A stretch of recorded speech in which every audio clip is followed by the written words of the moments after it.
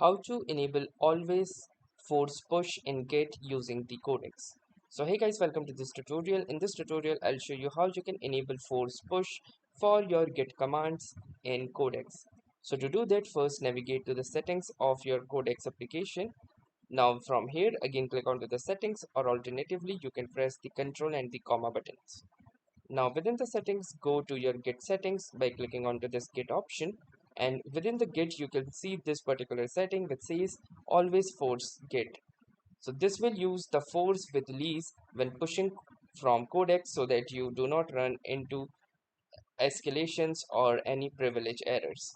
So if you wish to enable it, simply click onto this option and you can see this message which says always force push enabled.